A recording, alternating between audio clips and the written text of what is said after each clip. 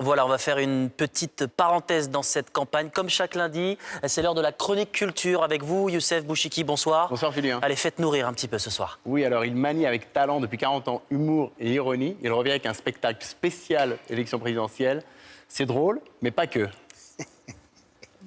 Namasté. Oui, je suis très heureux de vous recevoir, Marc Jolivet, pour ce spectacle Nous Présidents. Alors ça va se passer salle Gaveau pour 6 représentations exceptionnelles et vous n'avez pas choisi les dates par hasard. Et non, c'est Christophe Barbier qui a choisi les dates avant le premier tour et avant le deuxième tour. 3 jours avant les 2 tours. Alors après l'immense succès du premier, parce que vous l'aviez déjà commis ce spectacle en 2012, c'est pas le même, mais à l'occasion des élections. Tout à fait. Et en fait, ça a été un énorme succès, un carton, hein, comme on dit. Oui. Et vous avez pris tellement de plaisir que vous vous êtes dit, je recommence. Absolument, sauf que là, maintenant, Christophe Barbier cherche à me voler la vedette. Voilà, nous, présidents, alors que moi, je me prépare pour 2022. C'est ça le thème du spectacle. Je me prépare pour 2022. On a écrit, pour se différencier des autres, une comédie sur le pouvoir. Oui, alors, c'est Shakespeare, mais en pire. Oui, justement. Alors, Christophe Barbier, il joue son propre rôle de journaliste et il doit vous coacher pour être président. En 2022, ça vous fait rêver d'être président de la République ?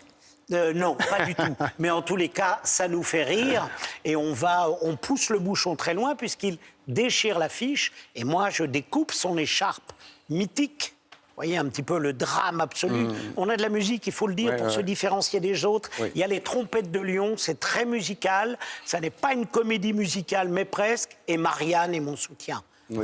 Marianne, qui est votre fille dans le spectacle. Ah, bah voilà, vous l'avez dit, Youssef.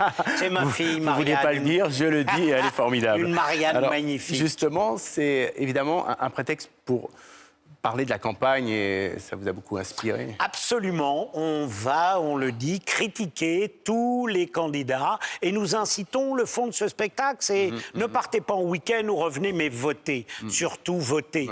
Attention à la dictature abstentionniste qui peut nous guetter.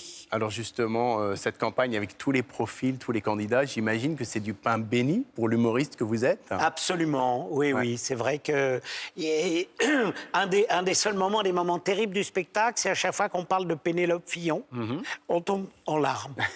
Tous les personnages, dès qu'on parle, ces gens qui, à deux, avec 30 000 euros par mois, n'arrivent pas à vivre. Ils ne peuvent même pas mettre de l'argent de côté. Oui. Alors, vous voyez le... Il y a que vous qui pleurez, le public ne pleure pas à ce moment-là, pas pour les mêmes raisons. Alors, j'ai lu le texte, donc justement, vous parlez, il y a aussi les affaires. En fait, cette campagne, elle vous a inspiré énormément. Oui, bah bien sûr. Donc, Christophe Barbier, lui, va chercher à être supérieur à la plupart de ses candidats. Je rassure le public, je n'y arrive pas. Je ne suis qu'un clown. Nous sommes là pour nous amuser. Et à la fin du spectacle, le CSA nous envoie un drone. Nous sommes le seul spectacle au monde où il y a un drone.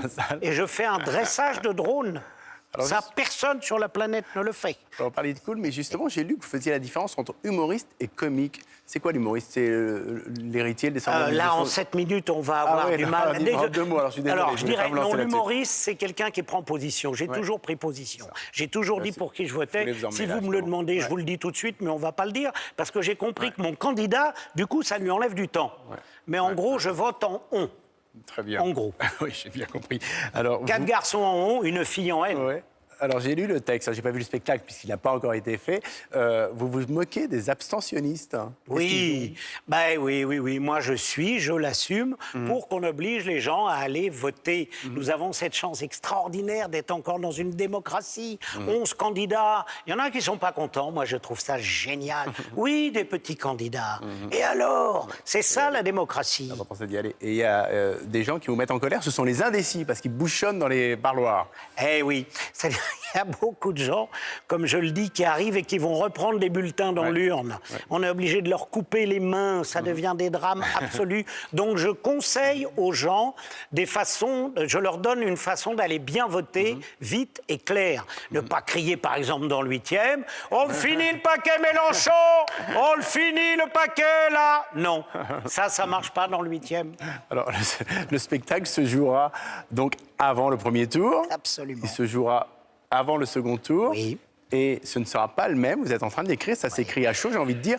Mais dites-moi, d'habitude, on a toujours 2 candidats qui se détachent. Là, vous faites comment? Vous avez imaginé tous les scénarios? Parce que On s'amuse malin, avec tous les scénarios, on a prévu le deuxième tour et on continuera après les élections législatives. Je pense que ça va être chaud, quel que soit le candidat.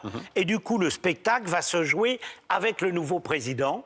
Il va se jouer en Avignon, théâtre du chien qui fume. Ouais. Et moi, je suis prêt pour 2022. Très Je bien. me chauffe. Alors justement, on va parler de choses sérieuses quand même, parce que vous avez été très engagé, c'est très sérieux tout ce qu'on s'est dit, Oui. mais vous étiez très engagé dans l'écologie. Tout à fait. Et justement, je voulais savoir, dans les programmes des candidats, qu'est-ce que vous pensez des programmes? Je ne sais pas, vous me citiez un candidat c'est la en particulier, première fois mais- depuis 1974 qu'il n'y a pas un candidat écologiste. Moi, président, je laisse ma place à Nicolas Hulot et je nomme Daniel Cohn-Bendit président des États-Unis d'Europe. Notre rêve à Christophe et à moi. Alors justement aussi, il n'y a pas de risque en faisant des spectacles comme ça, d'ajouter de la confusion à une campagne qui est quand même assez, déroutante. Non, pas du tout, puisque Christophe est un acteur qui se révèle un acteur comique formidable. C'est-à-dire, on se critique beaucoup. Christophe et moi, nous ne sommes pas sectaires et nous n'avons pas de complexe. Donc, on peut faire les clowns, tous les deux, et les gens comprennent et voient la différence entre le sérieux d'une campagne politique et venir s'amuser et qu'on puisse encore critiquer ce monde dans lequel nous vivons. Un peu fou. Merci Marc Jolivet. Alors je rappelle, Namasté. nous présidents, c'est les 20, 21 et 22 avril, les 4, 5 mai, Salgavo, c'est avec Christophe Barbier, des musiciens. Vous serez également Les à Avignon, trompettes de vous nous Lyon. l'avez dit. Voilà, merci à vous de nous suivre et Merci. vive la culture.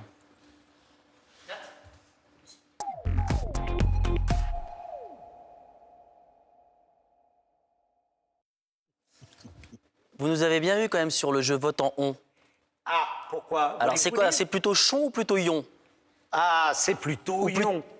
Ah, c'est plutôt yon. Non, D'accord. non, on, Macron. Ah d'accord. Voilà, Bah, je l'ai dit. Bah, comme ça, c'est dit. Eh ben, vous enlèverez. Bon. C'est pas joli. J'assume. C'est pas joli. J'assume. Merci beaucoup à tous les deux. La météo est juste après le JT de Jamel Mazi.